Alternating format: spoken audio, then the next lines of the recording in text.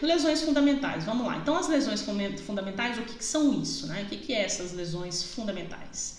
São alterações morfológicas que ocorrem na mucosa bucal, assumem características próprias, tá? A partir das quais, justamente com outros dados clínicos que a gente acabou de falar, pode-se identificar a patologia. Então, você vai descrever como se eu estivesse descrevendo essa garrafa aqui, ó. Essa garrafa, ela tem uma tampa superior, ela tem tantos centímetros, ela é verde e ela é dura e assim vai. Você vai fazendo a transcrição de como você encontrou aquela lesão, só que usando a linguagem dos patologistas. Então, a linguagem, né, como que você vai chamar aquela lesão, você não vai chamar de bolinha, né? Você não vai chamar de bolinha, né? Não vai chamar de bolinha. Gente, não chama de bolinha, pelo amor de Deus. Pelo amor de Deus. Ou é bolha ou é vesícula. Ai, uma pequena bolinha. Não, por favor, né? Bolha é uma coisa, vesícula é outra. Mas a gente vai ver mais pra frente. Mas assim, dessa forma, todo mundo fala a mesma língua.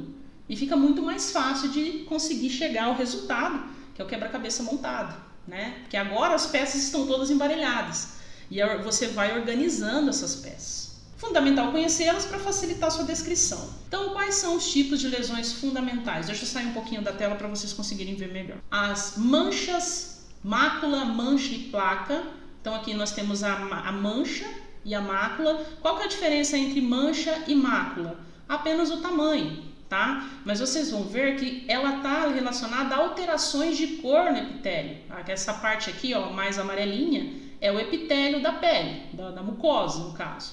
Então, ela está relacionada a alterações de cor nessa região. Já a placa, você tem um volume, ela tem um certo volume, né? Então, ela já é um pouquinho mais elevada, pode ser relacionada ao aumento, né, da região de epitélio, e com isso você consegue ver nitidamente que ela é um pouco mais saliente do que se fosse apenas uma mancha.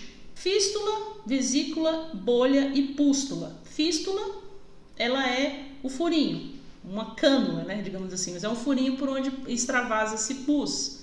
Vesícula, aqui ó, que a gente falou a diferença entre vesícula e bolha. A vesícula, ela é pequena, ela é pequenininha. Então não existe você virar para o patologista e falar bolinha.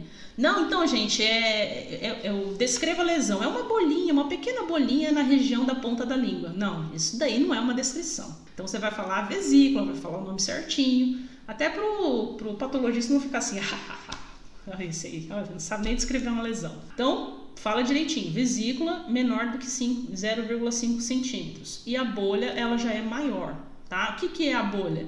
Vocês observem que ela pode estar cheia de líquido, né? Normalmente ela está cheia de um líquido e é um aumento do epitélio. E o pus, por isso pústula. Por quê? Porque a espinha, por exemplo, é uma pústula, que ela tem, né, um pouquinho de pus dentro, assim, né? Normalmente sai um trequinho lá de dentro.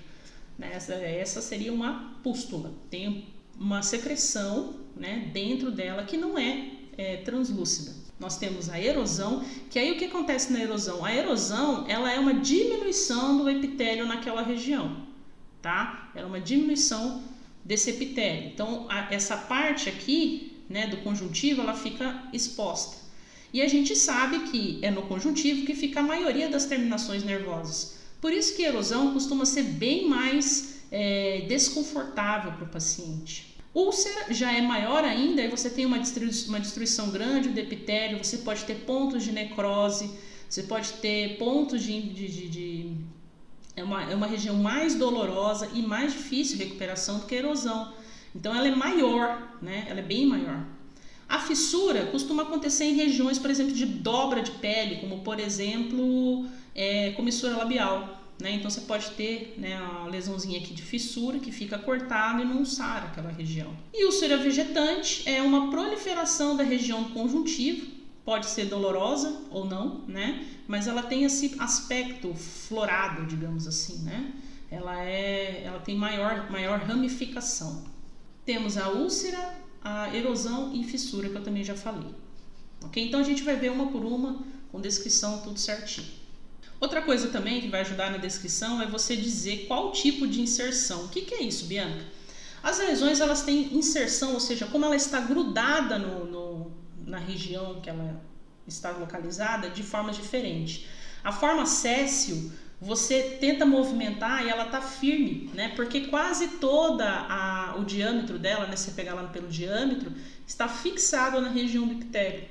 Tá? Então ela está fixa, ela é mais fixa. E a pediculada não, ela tá presa apenas por um pedacinho de tecido. Então você consegue movimentar ela de um lado para o outro. Então são os dois tipos de inserção. Você vai falar se é sessile ou se é pediculado.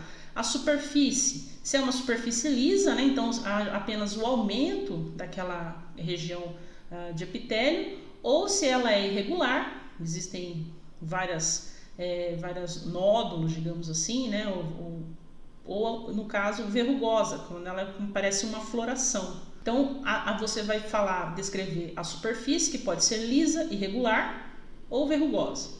E como que é a inserção dela, como que ela está presa ao tecido, se é sessile ou se é pediculado. Outras coisas que são importantes também você colocar na sua descrição para facilitar o diagnóstico do patologista quando você vai fazer, por exemplo, uma biópsia. É importante você falar da localização, porque dependendo da localização tem uma chance maior de ser uma lesão de maior malignidade ou menor. O tamanho, então você fala, se você for uma biópsia incisional, ou seja, que você tirou um pedacinho para poder fazer a biópsia, ou se foi excisional, ou seja, que você removeu toda a lesão e mandou para a biópsia. Mesmo assim, você deve colocar o tamanho da mesma. Pega lá um compasso, mede, né, o maior diâmetro dela, coloca na reguinha e põe lá na anotação sua.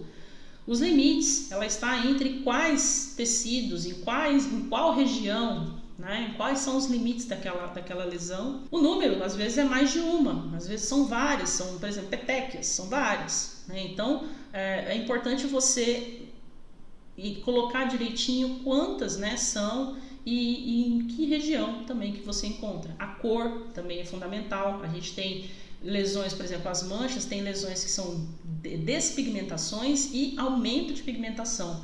Isso também tem que ser levado em conta.